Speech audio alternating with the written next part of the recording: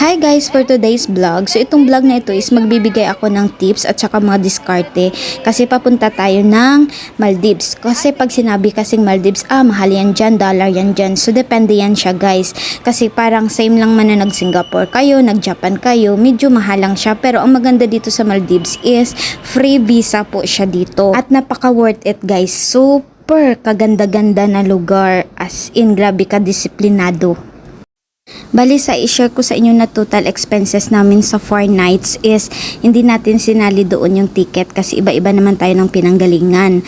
So napaaga kami ngayon, so dito muna kami magstay sa Lotus Lounge dito sa airport. So bali ito yung itsura niya dito sa loob. Ayan. So dito tayo muna magtambay habang antay kami ng boarding. So bali dito is 4 person also siya. So, free food, drinks, alcohol, everything land dito siya. So, habang nagantay tayo ng ating flight, dito muna kami magtambay guys. So, ito lang man yung mga food niya. So, at least free na siya kasi wala kaming lunch pa. Kasi yung airlines is binibigay from Colombo to Maldives is snacks lang siya.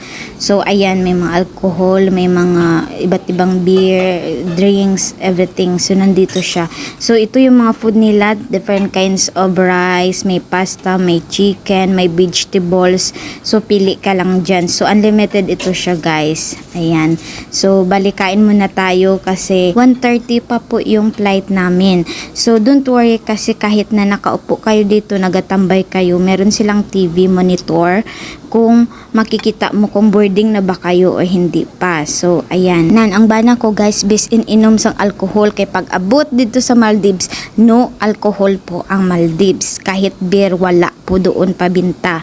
Kasi puro po sila doon mga kapatid nating Muslim doon sa Maldives. So bali dito na kami sa boarding. Ayan si Olivia, nakakita ng friends na pwede kulitin. So bali nakaupo muna kami habang nag-antay kami ng bus na maghatid sa amin doon sa airplane.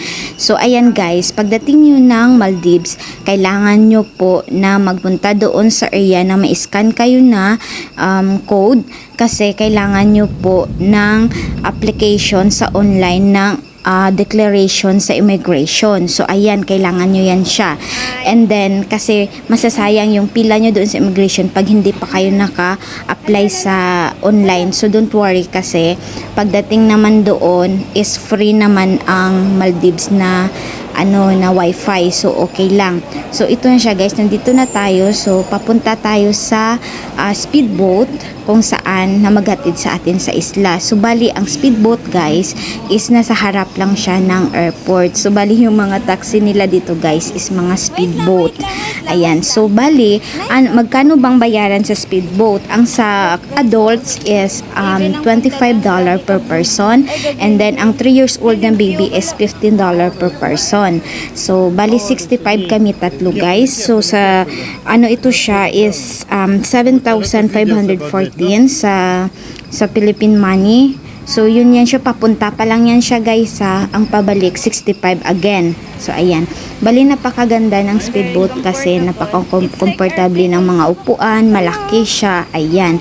So, after ng airport is dumaan mo na siya ng Mali City. Ito ang Mali. Ito siya ang Mali Maldives City. Ito yung city ng Maldives kung saan magpipick up ang speedboat ng pasahero na galing dito sa city papunta doon sa island na pupuntahan natin.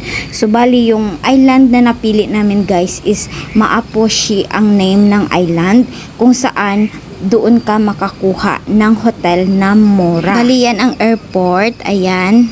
Dyan tayo galing. So, bali travel na tayo papunta sa island namin. So, 45 minutes bago natin marating yun. So, mas maganda guys na ang mag-organize ng travel nyo sa speedboat is yung hotel na na-book nyo kasi may mag-antay na sila ng mga tao doon sa airport na dalhin kayo dito sa Maaposhi. So, dito na tayo sa Maaposhi guys. And then, nag-aantay dito yung staff ng Villana Hotel. So Villana Hotel yung napili namin, guys. Ayan. So bali ito dito na ang staff nag-antay sa amin para i-pick up kami papunta doon sa hotel. So bali yung pinili namin na hotel, guys, is Villana Hotel. Maganda ito siya dito, merong mahal, merong mura din siya na rooms. And then yung breakfast nila is buffet breakfast and masarap yung food nila. Everyday iba-iba yung food. Bali ang nabayaran namin dito, guys, for 4 nights is $515. So it's like 30,000 pesos siya. And then kasi i-compare naman natin, guys, doon sa yung makita yung may mga bahay-bahay sa gitna ng dagat, it's 500 to 1,000 per night po doon, dollar ha.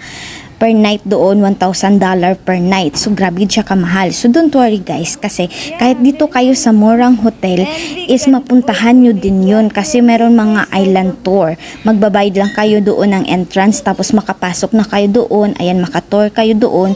Sa mga tourist spot, makapunta kayo. So, may mga speedboat na i-organize ang hotel para makapunta din kayo sa ibang lugar. So, yun maganda. So, mas maganda na magpili kayo ng murang hotel at saka magbayad lang kayo ng speedboat na papunta sa mga island, sa snorkeling, doon sa shark, like that.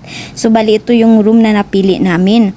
And then, guys, if ever magpunta kayo ng Maldives, yung bed po nila is medyo matigas. So, anong ginawa ko? Nagpunta ako doon sa counter kasi nakita ko yung extra bed ni Olivia is medyo malambot yung foam niya. So, nag-request ako ng 2 foam. Ayan, tatlong layer na yan siya para ipatong doon sa original kasi medyo matigas. Yun po yung gawin nyo, guys. At maraming supermarket sa paligid na pwede bilihan ng food. So, ayan, dito lang muna. Another tips next time. Bye-bye!